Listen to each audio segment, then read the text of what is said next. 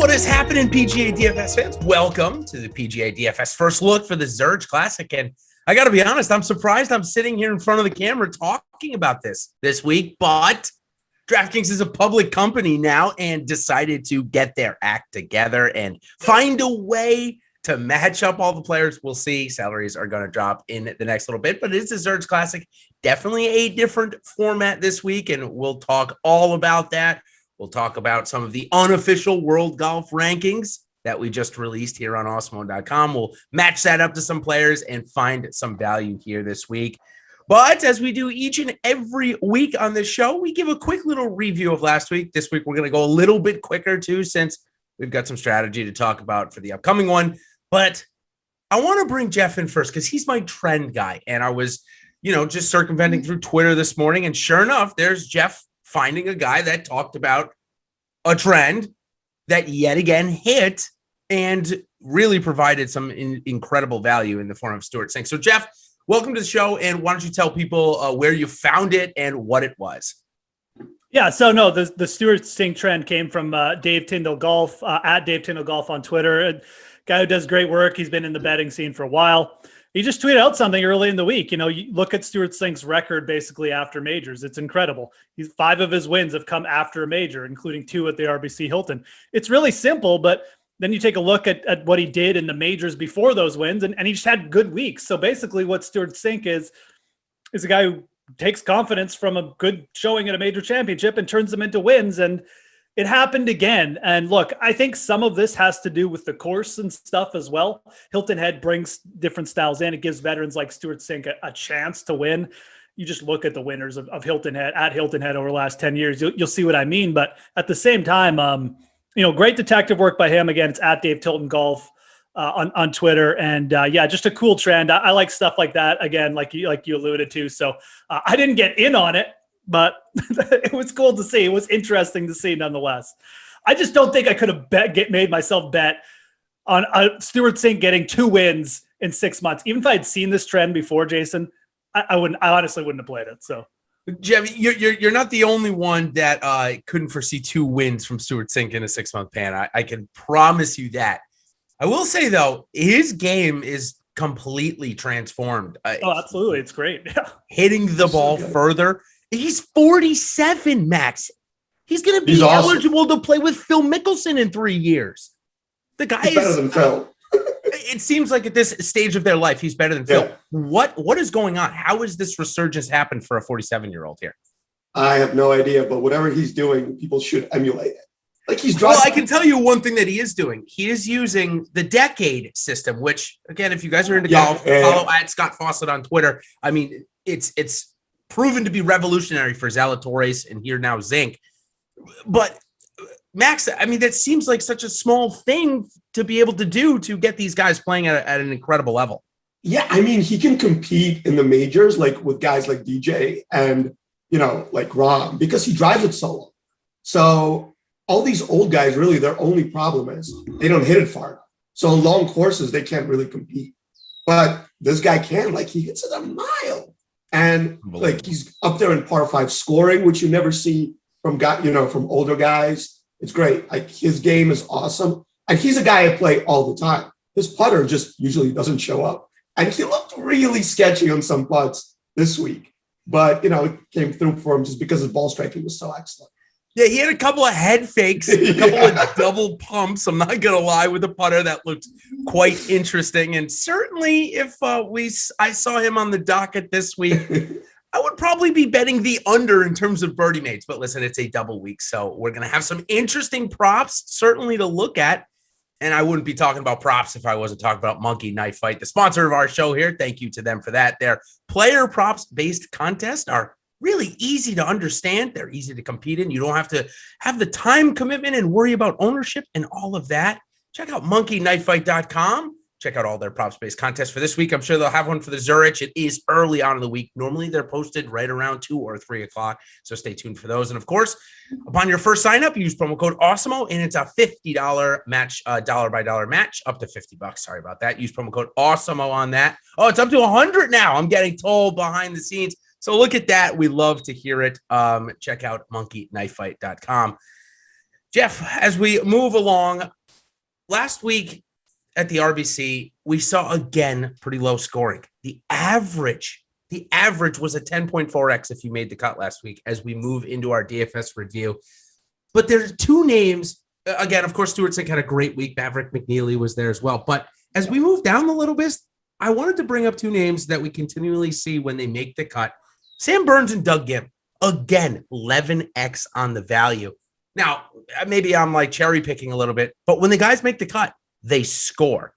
Is that a way you play them, or do you try to avoid them in, say, your biggest lineups and only play them in GPPs? What do you do with guys like that are so volatile, but when they play, they score?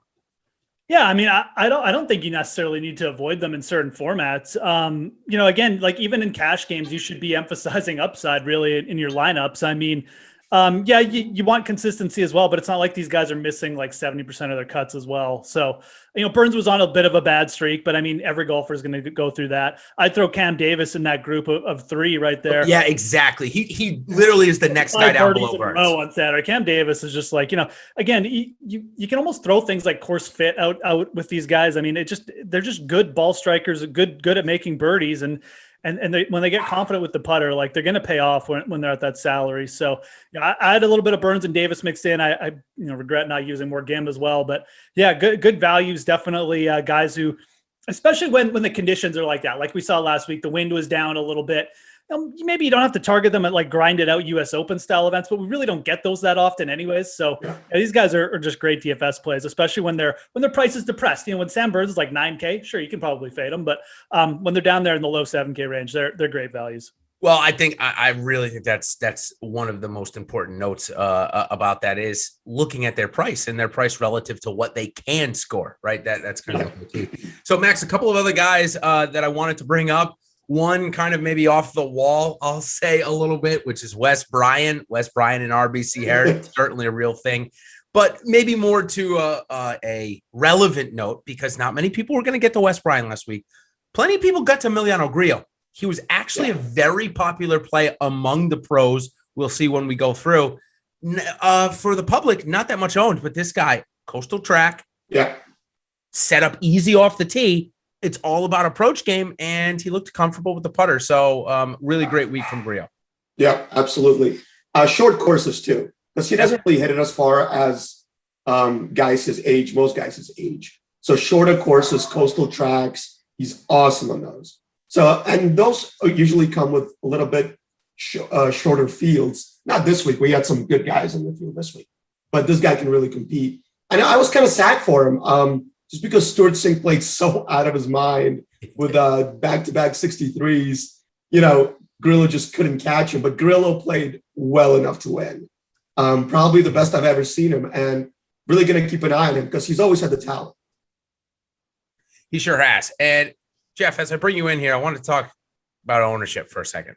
Okay. This is the first week that I've done this show with you, and we've been doing it for over a year, that the top 10 owned golfers in the slate all made the cut. Not only did they all make the cut, they all came inside the top 32. It was chalk week last week. 6 of 6 was like 20%. Gonna make it really tough if you didn't have it. Yeah, absolutely. It just makes me feel worse for playing a couple guys like Fleetwood and Cantlay, but again, the Hilton Head, it's just one of those courses too, where the birdies, when the weather's down, like the birdies are so easy to come by here. So when the chalk makes the cut, we like the chalk because they're good players, right? Like chalk is chalk for a reason. So when the chalk is all making the weekend, typically they're going to pay off because we like them as plays. So, again, not really shocked to see it once I saw the names that made the cut and the type of course it was because the birdies were going to be out there. Again, these guys all have higher birdie rates. Those are kind of the reasons we like them. So this event it's the same thing happened here last year. All the big guys made the cut. DJ and Brooks all had like big last rounds and everybody ended up paying off. So very similar, reminded me of last year, just with a few lesser names. And that's just kind of the style that RBC Hilton is going to play when there's no weather. Cause that venue is that's really its only defense right now for the pros. And they made it even easier before the Webb Simpson win, they made it even easier than it was. Now, granted, before it actually played as a relatively hard event, but certainly the changes definitely helped it, and the no win the last couple of years. So, Max, as we move into the optimal lineup, I wanted to ask you, even with all the chalk making the cut, the optimal was 46,100 total salary. Is there any correlation between the two there, or is it just that Maverick McNeely got ridiculous with the putter, and that really was the difference? It's so funny because I actually looked at him before the tournament because he's another one that just destroys short tracks, which you wouldn't think a guy that hits it far. So, yeah, I mean, this is just a weird week. Like, if you have Saint, Grillo, and McNeely as your three top scoring options, yeah, I mean, the outfit is going to be 46K and no one's going to be on it. So it is what it is. But, yeah, I mean, these chalk weeks, like, you really need guys that make birdies in bunches. So, like, David Sam Burns were actually very good targets in that range that we just mentioned. Yeah. And you couldn't predict the win, really. Like, the win laying down over the weekend really helped the scoring. If it played, like, the first round played a little bit tough, even though Sink went nuts, it was just really him and Cam Smith. Like, the first couple of rounds were whatever. But there were actually good rounds. I thought it was setting up to be a pretty good tournament, but with no wind, I knew that it was no wind on the weekend killed it. And like, no wind in the Hilton Head is just so weird. The last 2 years have been just strange. No, it really is. I visited there once, and it wasn't below 15 to miles per hour the entire time I was there, which is fine. You kind of want that when you're on the island. It's a good breeze. It's hot. They got none of that this week. So, all right, I think we can move along to the top GPP lineup, and user Jen_Lucy 5 needs to change it to Jen wins everything 5, because that is what I'm going to guess a she. I apologize if it's not a she, but I'm going to guess a she did last week. The lineup left $500 in salary and rostered Dustin Johnson, and got Dustin Johnson in a winning GPP lineup. I'm shocked about pretty much all of it, but only 71% total ownership. You got to love that. Jeff, any comments about the lineup? I mean, just to comment again, like, I know at the start of last week, I was telling people, like, you could make lineups with everyone in the 7K range and still, like, produce good lineups last week. That's just kind of the event I thought it was going to be. Now, I didn't say those specific players, like, I wasn't talking about those guys, so it's not like I was on it that hard. But again, man, I mean, obviously this user really liked Stuart Sink, as I think we'll find out, HV3. So I don't know, man. I mean, it's just good job. I like the construction from the ownership perspective. Look, I think we all like Grillo. That was a sharp play. Getting up to DJ. At least DJ outperformed a lot of the higher priced guys. So again, obviously the person just had a really hard line on a couple of the lower values, which just went absolutely nuts in HV3 and Stuart Sink. And you know what? It was a week to play the lower owned guys in terms of the value plays instead of like the really popular ones. So I don't know. It's one of those weeks where I just assumed this person had a really hot line on a couple plays and it just paid off. I don't really have anything else to add except that. Max, listen, I get the Sink play. I really do. I was overweight in Sink in my GPP pool, but he was paired with like Adam Hadwin every lineup, so it didn't matter. But still a bunch of min caches is what that basically resulted in. But this user Jen, Harold Varner, like, granted, I know he's a Carolina guy, North Carolina guy. I mean, that's where he grew up. I get all that. He went to East Carolina. I mean, I'm trying to find the relevance. Maybe he'd been playing a little bit better. I think he had maybe 4 or 5 cuts in a row. So maybe it was easy to get to him as maybe like a 20% owned. But as we'll see, out of the 20 lineups, Harold Varner was at 15 of 20. What? Where does this come from? I mean, she's from the future. Clearly. I guess that's all we can say. That's the only thing I can say. I mean, HV3, like, I play him on courses with no wind because he's not very good in wind. He hits the ball really high. And on courses with a bunch of short par 4s because he's like the king of the short par 4. So, I mean, I don't know. That's the only 2 angles that I could see with HV3. I didn't play him this week. I thought the wind would be there all week, and he struggles on coastal courses, actually. Yeah. So just not this one, not this week. I just didn't see the angle for it this week. But I mean, glad it worked out. I mean, HV3, just to not to belabor the point, but the dude is either like T4 or like misses the cut by like 8 strokes. So I guess that's always the argument with him. If you knew the weather was going to be down, definitely like 2% ownership. Not I wouldn't have put him in 75% of my laps, but you could definitely make a case for making like some room for him, I guess. For sure. All right, let's go into the pro review and see if I was the only pro not to get on Harold Varner this week. And I'm going to go on a limb and say not many others did either, as we start off with our own Alex Awesemo Baker, who of the panel of 3 pros that I did review this week, he scored the most points with 566 out of his player pool, which had Will Zalatoris as the top owned at 32%. I like that top ownership from Alex. Dan Berger and DJ at 25. The trap of Tommy Fleetwood at 22. Corey Connors, Ty Hatton, the Patrick Cantlay trap, and then pretty good bottom half. Fitzpatrick, Grillo, Simpson, Sungjae Im, and Billy Horschel all around the top 10. So a pretty good player pool. Top lineup came in 99th. Alex used 79 players last week, roughly what I used. So it seemed for that type of event, seemed maybe a little high, but it really wasn't. 6 players owned over 20%, 4 in the top 10, but the 2 missed cuts, Max. I mean, you and I both fell into the same trap too. I wasn't as high on Cantlay. I told you I really felt like he was lost, but I still got 10%, of course, because I'm not going to have 0. But those were the only 2 misses for Alex, really. Yeah, for me as well. Those guys. I just with Cantlay like missing the cut at the Masters, and he had a pretty good second round. Like the second round wasn't as bad as the first, and he's another one that really popped for me on a shorter tracks.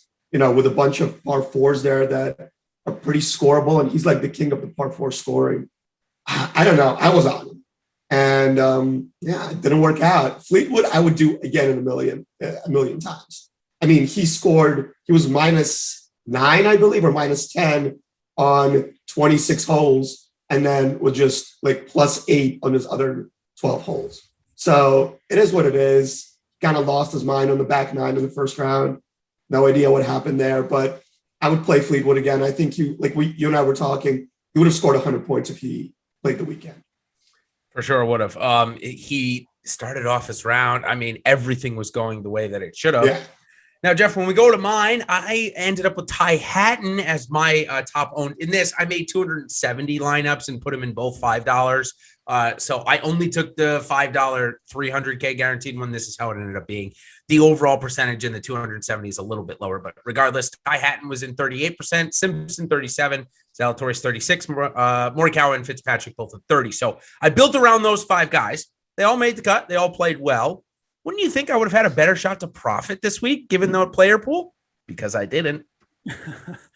I mean, you even have exposure to Grillo, who is one up there as well. But it's just a tough week if you didn't have the right scoring players. Again, with these lower scoring events, you know, you think you get a few studs across the line. Maybe you avoid a few busts, but like you need the guys who are making the birdies on the weekend. Again, like those Cam Davises, you got to get worked in. Sink, obviously, Sink had some ownership. It wasn't like he was like 7 or 8%. Right? Yeah. So when the chalk hits, like you've got to get the right exposure. It's not just about getting guys through the cut. The one thing I'll say is again, we're just getting more reminder here that like, regardless of Webb Simpson's price, at this event, you should probably just play him. So that's the only thing. I mean, obviously you took that advice and deployed it well, but yeah, a guy like Hadwin really hurt me as well. We saw Fleetwood in the other one. You just, if it didn't make up like huge amounts of people's players pool, but those hurt more when the chalk is flying like that. So. Yeah, and our buddy Tokyo Swan in the chat is letting me know that I had 20% Hadwin, which was way too much, and it definitely was. Hadwin is another guy who was a good play, but he had like a 9-hole stretch where it was like, "What are you doing, buddy?" And then he made a bunch of birdies and he just tried to make it back. But of course, he reeled me in, right? Because he went birdie eagle on Friday. He was 5 over, and he went birdie eagle, and I'm like, "Ooh, all right, we got a chance here." Same thing with Tommy Fleetwood, like legitimate. Same thing with Tommy Fleetwood gave me all the feels on Friday afternoon, but not to be, Max. As we move on, our last pro we're going to take a look at Forsaken or Downside of Me on Twitter. Also Colin Morikawa as the top owned. Wow, I'm actually going to have to say something to Jesse about that one.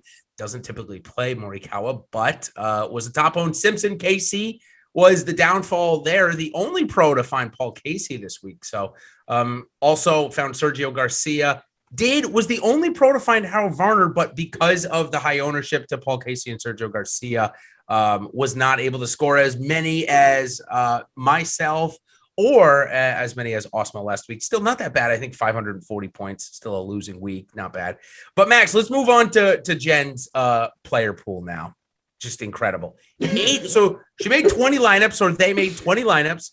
80% of them had Stuart Sink. 70% of them had Harold Varner. Then, okay, maybe 55% DJ and Berger. Then you had 40% Fitzpatrick, 30% Grillo and Streelman. Everybody in the top 5. Everybody that scored well. Just whatever Jen does, just follow what she does next week. Yeah, I mean, when you get the top 3 guys, it doesn't really matter who you put around them as long as they make the weekend, right? Like DJ is going to score well as long as he makes the weekend. Fitzpatrick should not have scored well. I hated that play all week. Everybody was on him. He's like 40% on high stakes. It's unbelievable. And then, of course, he gains like 8 strokes putting. Of course. Yeah, it is what it is. Like he actually lost strokes in approach and just like broke even from off the tee. So he really shouldn't have been up there. But when you make every 15-footer, it doesn't really matter. It really doesn't. So, yeah, I mean, I love her player pool. Like, what I want her to teach me what got her onto HV3, because that is a play I would make every time if I knew it was going to work out. Now, Geoff, I will say in 20 entry contests, so that let me rephrase. In 20 entry contests, I would be fine sticking to my normal player pool. However, if I was only entering 20 lineups into a mass enter GPP, this is the way I would have to do it, because you need to gain the most leverage. You're already starting with less lineups, right? So love the strategy. You and I talk about that a lot.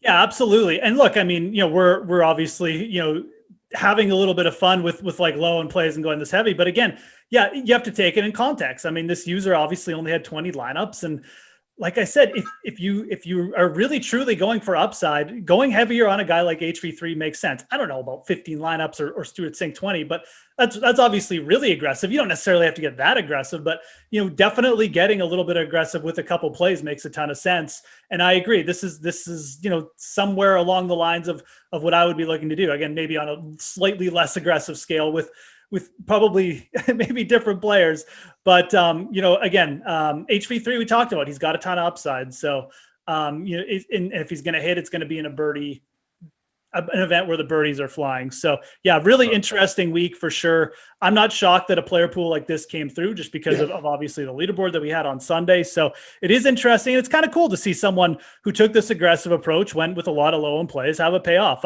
I kind of like it. I mean, I've made this move before, and if you hit it on the right weeks, man, like it can absolutely pay off for you. So for those of you that are only doing 20 lineups in a max enter contest, again, I love the dispersion that happened here. It gives it for almost optimal leverage, of course, given the fact that you're already starting behind the 8 ball. 29 golfers still use those. So still a good amount of golfers used in those 20 lineups. In fact, probably a little bit more than I'd recommend, but heck, it didn't matter last week, obviously.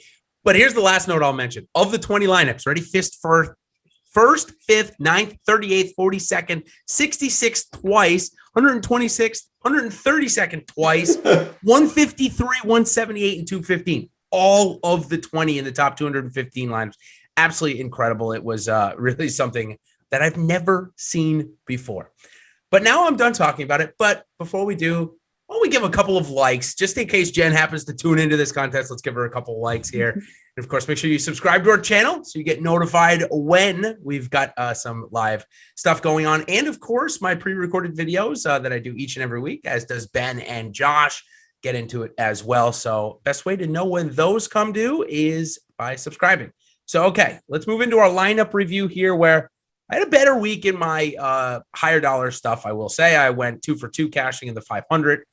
My main lineup, though, it was legitimately 200 of 203 on the cash line. And it was basically the cash line in every single contest. Will Zalatoris, Ty Hatton, Fitzpatrick, McIntyre, Gibb, and Neesmith. Max, everything panned out the way that I thought, to be honest. But the one thing, if I could have changed, was to have Bobby McIntyre remember how to play golf on Sunday, because that was strange, right? Yeah, wow. And that really hurt. I think I would have won a couple more $100. I would have gotten in the cash in every contest had he played well on Sunday. Yeah, that was strange to see, especially because everybody kind of had a good round. I think the average was under par. So he shoot +8 or +9? It was bad. I think 7 over. It was very bad. I kind of have seen him do this before.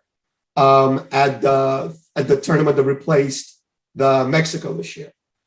He kind of just tends to lose the mind with a putter, because his ball striking is okay no matter what. Yep. But when he loses his mind with a putter, it snowballs quick. So I'm not sure. I didn't have to play him last week, so I'm not sure what exactly happened, but that would be my guess. Geoff, not a bad structure. I didn't know Matt Fitzpatrick was going to be 75% owned in the higher dollar stuff, but I still found ways to differentiate through McIntyre. Gibb and Neesmith were about the same owned as Sink. Obviously, I would have loved to go down to Sink instead of Neesmith, hindsight. But I will say Sink was my next guy below 7,000 that I played. He was in my $200 lineup, but I also put him with JT Pasta and Sebastian Munoz, who missed the cut. So it didn't matter, obviously, having Sink in that lineup. Everything pretty much went the way that I thought. Maybe Zalatoris didn't position himself well, but he scored well the last week. Yeah, no, absolutely. I mean, I like the targeting, the higher birdie rate guys like Neesmith and Gibb made a ton of sense. McIntyre, obviously, I think he probably just had a little bit of burnout after the Masters in the final round. So, like Max said, I mean, he's a dude who, you go off the rails a little bit when things get going bad, like some of these other Euro guys tend to do. But Hatton was good value up there in the 9K range. Hatton and Berger, I thought, were a little bit underrated this week. I didn't expect Fitzpatrick to be this popular either. I played him, but so maybe I should have. Everyone was thinking the same, right? I mean, he's 9K. He's just a little bit too cheap. He always gains on Bermuda, which he did again. So again, nothing with your lineup construction. Just didn't quite get the scoring from the bottom tier guys, like you said. Getting Sink in there obviously would have been awesome, but man, you just needed to be so perfect with those lower tier pit plays in the 7K range this week, because that's where the difference was made. Sure was. And Max, you were in your base lineup a lot closer to Stuart Sink than I was, given the fact that you decided to play Chase Seifert over him, which I know you're probably kicking yourself a little bit on, but that wasn't what cost you the big dollars. It was obviously Patrick Cantlay. I don't know. I followed him the first 2 rounds. And honestly, it was like Jason Day all over again at the Masters. It was. It's just hitting it in places you can't hit it. We'd never think he would hit it either. Right, exactly. His driving was actually okay. The irons were really not good. Poor. Yeah, and the couple times that he did hit it close, he just missed the putts. What a surprise! Yeah, great combo. He kind of looks a little bit broken, like you said in last week's show, where he just doesn't look like the same guy after his withdrawal. And all right, I'm buying into it now. Maybe he had COVID or whatever, and he hasn't recovered. Yeah. I don't know, but there's also the girlfriend rumor going around. Oh, you've heard this one, right? Oh, no. What was Drop it, Jason. What is it? The rumor on the street is that he's having problems off of the golf course. Yeah, well, girlfriend, man. Always the girlfriend. We got a girlfriend. We got COVID. we are searching on this program for what is wrong with you, Mr. Cantlay. Please figure it out soon, because we're all big backers. Yeah, that's all I can really say on that. He is going to be playing this week, though, at the Zurich Classic, and he's playing with one of the best players in the field. So maybe his problems will be a little bit masked this week. Maybe they'll find a way to get him on the tee ball instead of on the iron game, as that's what's been struggling. But before we move on, I want to tell you guys a little bit about the free content we've got on Awesemo today. For NBA, going to get ownership percentages. Love that. NHL, you're going to get that as well. And for MLB, the player rankings, all free. So some great pieces of content. But if you're ready to join us on the Awesemo Plus side, the great community we have here, you're going to get access to all of the great tools and content for nearly every DFS sport out there with an Awesemo Plus weekly pass. Just $29.95 for that. That includes full access to the premium content and tools on Awesemo.com, including player projections, ownership projections, Slack channel, lineup builder, and so much more. If you're just looking to join the three of us, Ben, and a couple more guys, of course, Eric, on our PGA DFS team, then sign up for Awesemo Plus PGA Weekly Package, just $8.95. So start winning, stop guessing, start winning, and join Awesemo Plus today. All right, let's move on to Zurich now, where it is a team event. We are waiting, I'm guessing within the next couple of minutes, we're waiting for DFS salaries to drop. At the end of the show, if we don't have them, we're going to tell you what they're going to be by our guesses.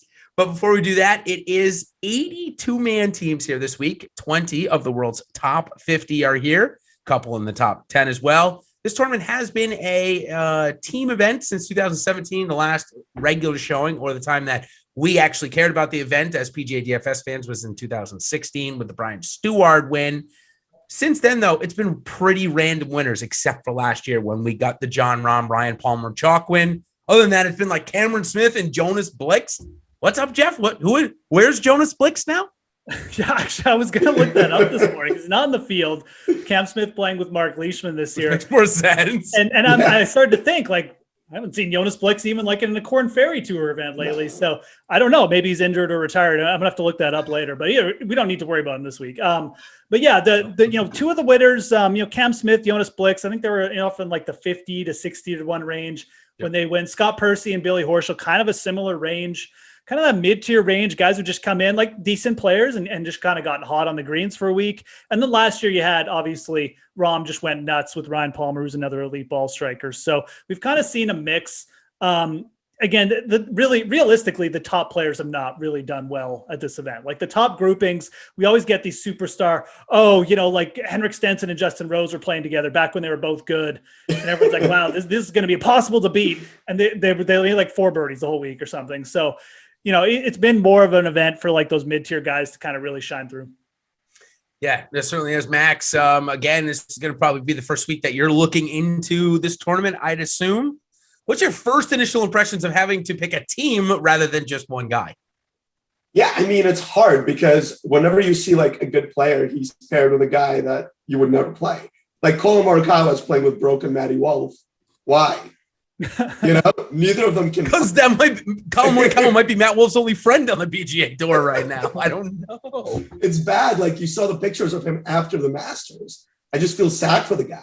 I do too. It doesn't look good. Luke List is playing with Beau Van Pelt. What's up with that one? That's as weird as like Keith Mitchell playing with John Daly 2 years ago. Like what? Stuff happening. There's some other random ones, and I wonder, and I know this to be true, that if you didn't have a partner, which you are allowed to pick your partner, if you didn't have a partner, you were randomly assigned one. But if you're gonna think that like Luke List has got to have at least one buddy that he'd rather play with over Beau Van Pelt this week.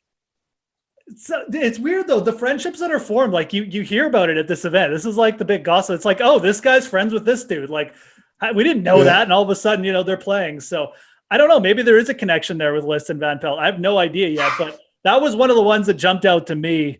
There's definitely probably a couple other ones we could pick through here, but yeah. Yeah, it's like Danny Berger and Luke Donald were hanging out last week. It's like one of those, like, what? I would never put those two in the same room together. So you're going to get some weird pairings for sure. Sure are. All right, let's talk about TPC Louisiana. I feel like it's a broken record here at this time of the year that we're talking about Peter Dye yet again. Here's the thing. We were talking about this before the show. Peter Dye has a very distinct way of making golf courses, designing golf courses. I'm going to challenge you off the tee, and if you put it in play, I'm going to give you a chance to score. This golf course is absolutely no different than even Harbor Town last week, or certainly TPC Sawgrass. Par 72, 7,500 yards, 4 par 5s. Again, like I said, Max, it is on paper very similar to Sawgrass. Yeah, it's going to be a birdie fest, right? Like, unless the weather intervenes somehow, and apparently there's a bunch of rain, so it's going to play. Yeah, it's super soft right now in this part of the country. So yeah, it's just going to be another variance fest with putting, I think. The greens are super small, so if you get it on the green, you're going to have a birdie putt. Yep. And it's just whoever makes the most birdies. I mean, it's very similar to last week. The same kind of guys pop here. That's why the top guys usually don't win here, is because, a random dude gets hot with a putter and it's over. So, it's one of those where it's going to be a variance fest, but we have a golf tournament to prepare for and try and figure out who's going to win. So we take on the challenge no matter what. We sure do. And Jeff, I will say about Peter Dye, I want to say something positive. Now, those things that I said before may not have been negative. They're just maybe not construed as the most positive. One thing I will say, the way he designs his courses for the aspect of viewing a golf tournament is like nothing else. TPC Sawgrass is the best venue to watch a golf tournament. And he designed TPC Louisiana very similarly. Back in 2004, the course was basically designed for this event that's been held in the area for a while. Obviously, it is in the bayou, so during Katrina, they couldn't use it, which obviously makes sense. But in that aspect, it's fun, but that doesn't help us in determining who's going to win the golf tournament.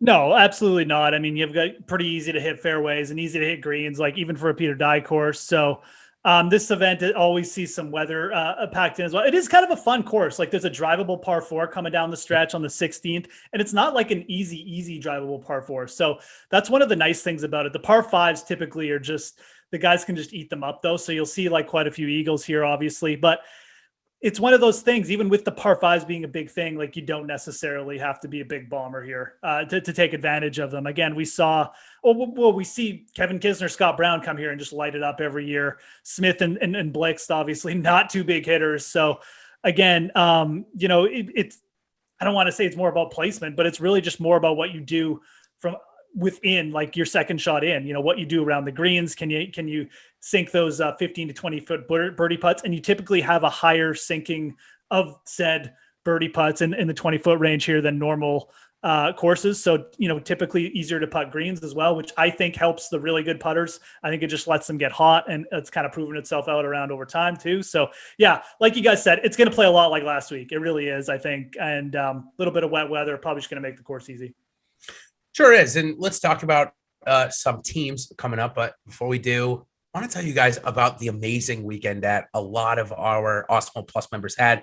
I've been getting tweets left and right since last night. I saw somebody took down the 50K flop shot, won the secondary contest there, and had an amazing lineup. Saw somebody took down the 50 cent mini max contest with the best lineup created all week by anybody. So really amazing stuff going on. We love to hear those successes. That's why we do this, of course, to be able to help you guys. And of course, check out our Awesemo Hall of Fame. That's where we retweet all of the success that we have going on. And it's great. Really good to be part of the community. Really fun to see all of the successes. So please keep doing that and keep winning. And a couple of guys that are going to help you win maybe this week. Well, at first I'm going to start with my nostalgia or my I can't miss out first click. And Max, it's Dougie Gibb and Justin Sue. You put my two guys together. They've got to be friends. I'm pretty sure they are. They graduated college same time, went to college same time. So I'm pretty sure they're friends. I'm sure they're friends. Yeah. But they're like 70-1. What? Don't get me wrong. Use the Awesemo unofficial World Golf rankings, and they've actually got one of the lowest combined rankings out there.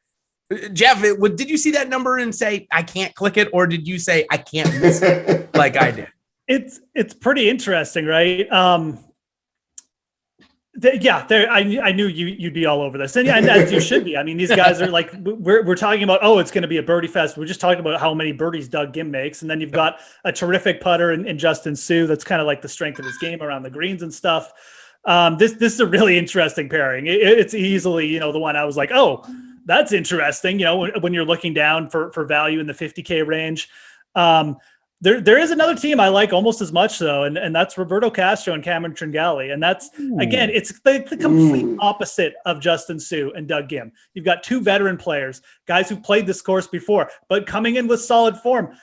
I just, you look at the history of this event, it's been these veterans who just like come here, they get confident, they just kind of get their way around this easy course, and they sink a ton of putts. So similar to what Sink did last week. I like both these teams for completely different reasons. But yeah, I think for DFS especially, the Gibb Sue one, that's got a lot of upside, doesn't it? For sure.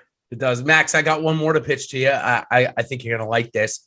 This guy has teamed up with somebody different the first 2 years of this and hasn't been in great form in each of them. Came in 18th and 22nd. I should say the 2 years he's competed.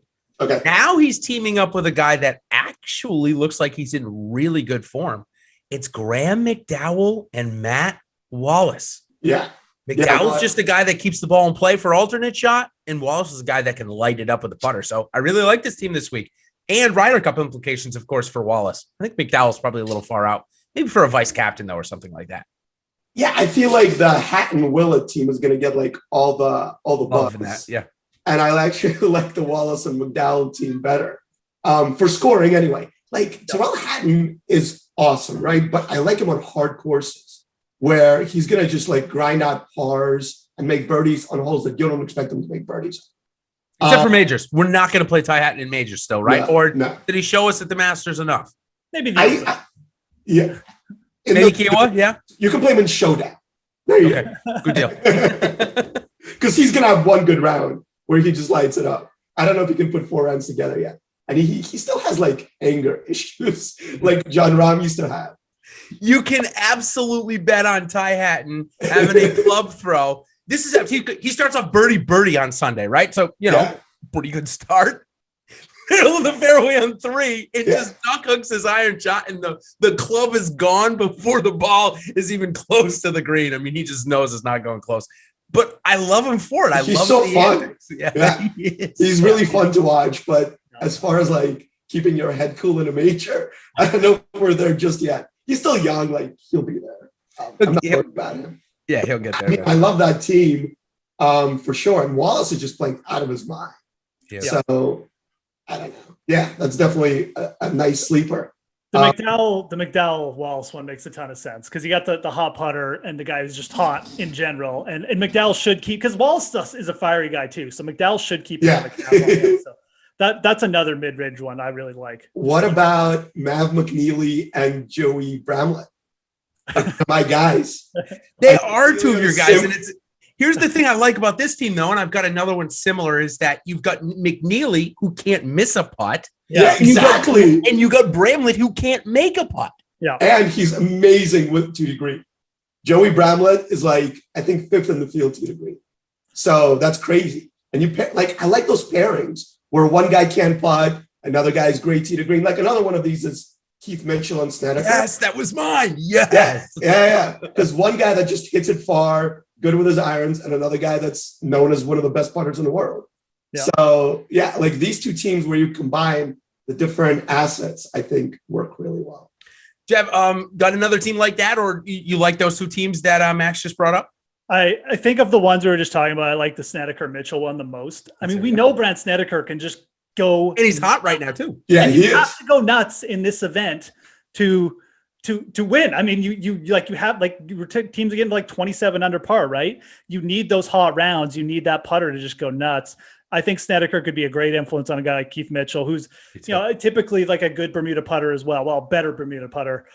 So it's a good setup for that pairing. I really like that pairing down there. The other one I'll throw out, I actually hit this one up. I don't know if we talked, I can't remember if we talked about Peter Uihlein before the show or just at the start of it, but Peter Uihlein coming off a Korn Ferry Tour win.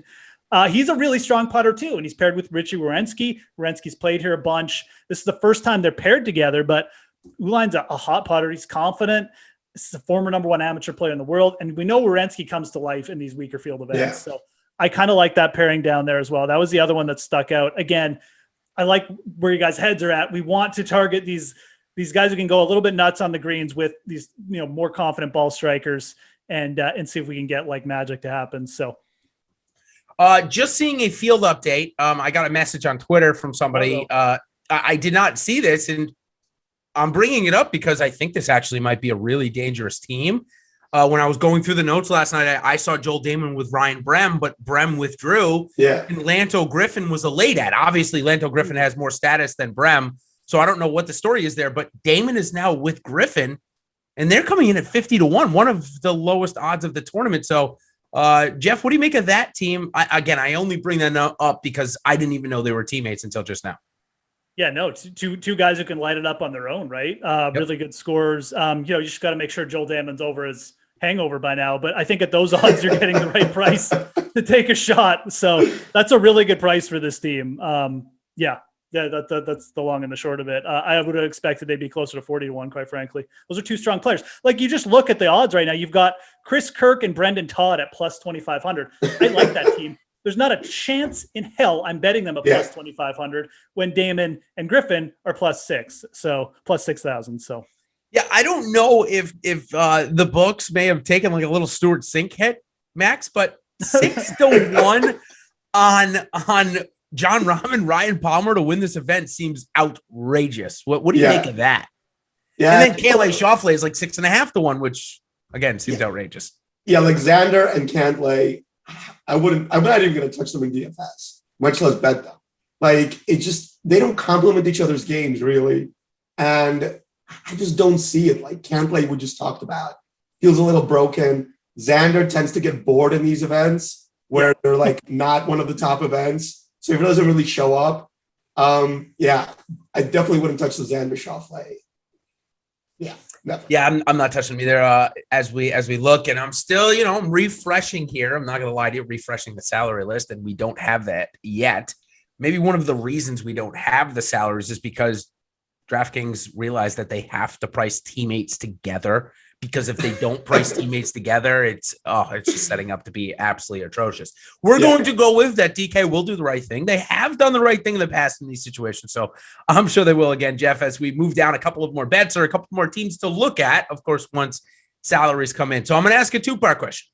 One, tell me a team that you expect to be $7,500 or less that you are excited about clicking. Maybe it's one of the ones you've already used, like Keith Mitchell or Brandt Snedeker, or maybe another one that you can find in that, say, 90 or 100-1 range, which is typically priced in the 7,500 to 7,000. So 7,500 and under. Yeah, I could see Snedeker and Mitchell coming in. Under that, I think, if you're just looking at the odds. Yep. I threw out Uline and Werenski. I like that as well. I think if I had to guess, just again off the top of my head, they're probably going to come in maybe even like in the 7K range, that Uline-Werenski pairing. So yeah, for sure. Maybe even lower. I think those are both two ones we're kind of both interested in. And I think they're both be in that range, with Mitchell and Snedeker possibly coming in like right around that price, if I had to guess there too. Just looking in that range of teams, how much else to get excited about? Maybe Wyndham Clark, Eric Van Rooyen. Yes. I was just going to say it. You want to dial up the variance like up to like 100 degrees. I mean, that is a team where they're either going like +4 in the first round or -12. So that's the that range. I think we'll have a lot of teams like that. Again, like McNeely and Brown are going to be in there too. So yeah, Max, I've got a team for you, my man. I can't believe you haven't said it yet. What? Who? One of your guys from last week that you love, Matty Neesmith. With Chase Seifert. And he's your guy with Chase 30K. Seifert tomorrow. I was like, it's so perfect that they're best friends, obviously. Yeah. Because I always want to play them together. So it's like, in my mind, they were already best friends. And it just happened to manifest. I love this team. But unfortunately, neither guy can putt. So, neither. So it's hard for me to click that name. I really like the one that Jeff brought up. Clark and Van Rooyen, like EVR, like why would he be friends with Wyndham Clark? It's just strange to me. It does seem really strange. I thought about that too. Like, how do they even know each other? This must be a random pairing one, because I don't know how they know each other.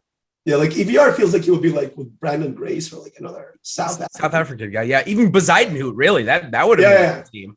Yeah. So I really like that pairing just because Wyndham Clark can get so hot on the greens, and EVR is an amazing ball strike.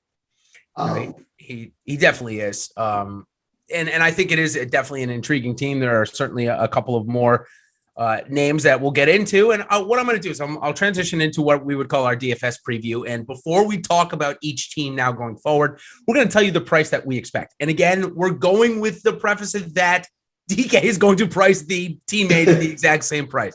Please do that.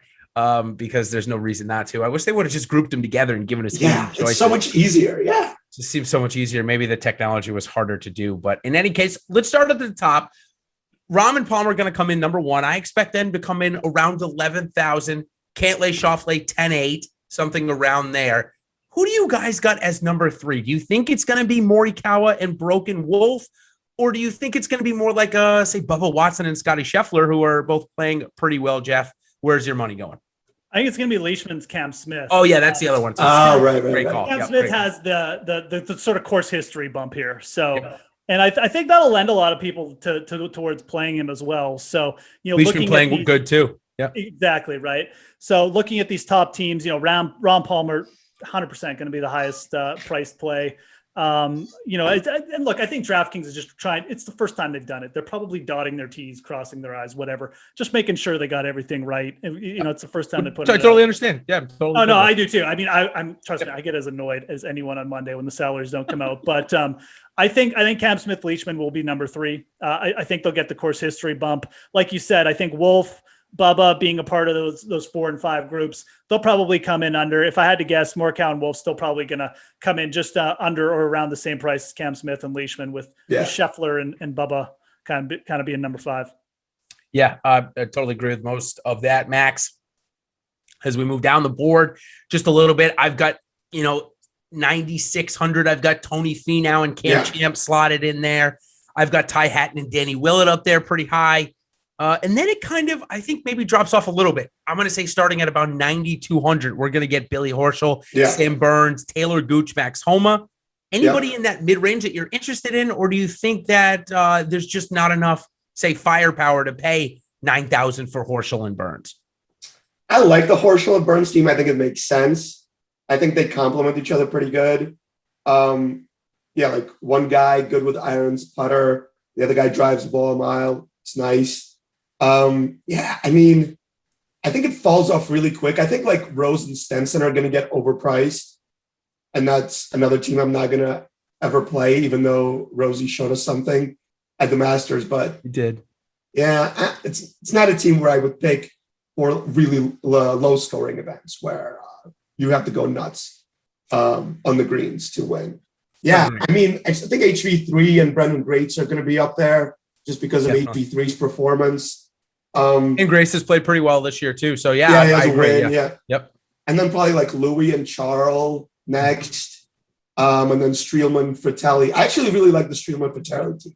You guys tell me if you like that one. I think they complement each other well. Yeah, Fratelli is one of those guys that can absolutely launch it off the tee now. Has taken kind of that Bryson DeChambeau approach. We've talked about it on the show. Spot form last week, ended up not finishing well, but definitely had a couple of good rounds. Streelman, almost the exact same thing. So, Jeff, I'll pass that one to you, and I'll throw one more out there.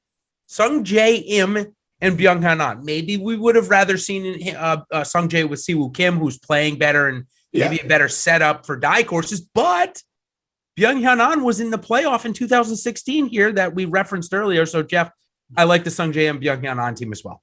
Yeah, I almost bet this one when it first came out, and I started looking. I had a feeling you might. Yeah, I came off because I just, you're relying on Byung Hanan to putt well for like 4 days. It's probably also, it's got some appeal, I think, for DFS. Not like my favorite group though. Ultimately, I think I actually prefer that Fratelli Streelman as well. Two guys playing pretty solid. Like Streelman is solid tee to green. I kind of like this format for a guy like him. It just seems to take pressure off his putter a little bit. Doesn't have to sink like every 3-footer.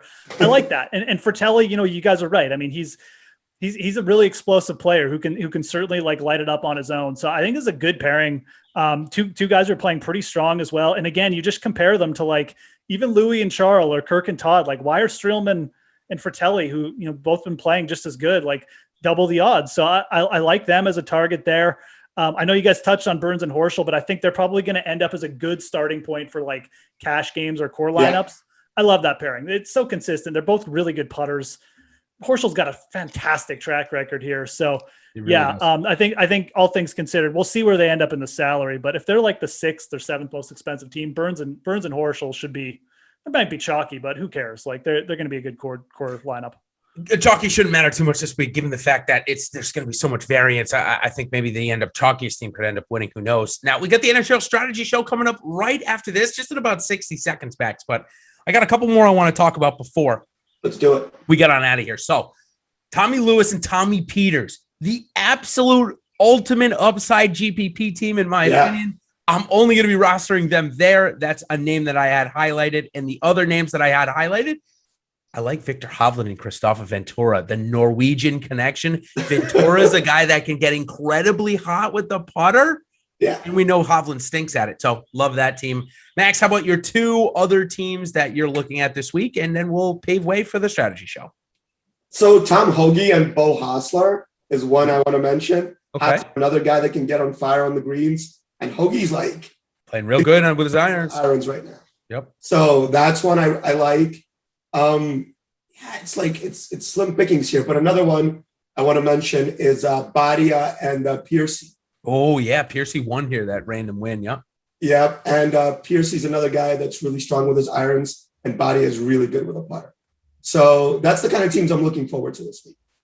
Me too. And listen, we know that we're waiting for salaries, of course. So make sure you subscribe because we'll be coming out with much more content when we get all of that information available. Of course, I'll be on the airwaves with my buddy Ben Raza tomorrow afternoon. And then Ben's going to lock it all up with Eric Lindquist on Wednesday. So until next week, everybody, my home event at the Valspar, maybe I'll even report from it if I can figure out the logistics. No promises, but I will have some content from the course. But until then, everybody, thanks for joining the PGA DFS First Look Show for the Zurich Classic, and good luck this week. Cheers.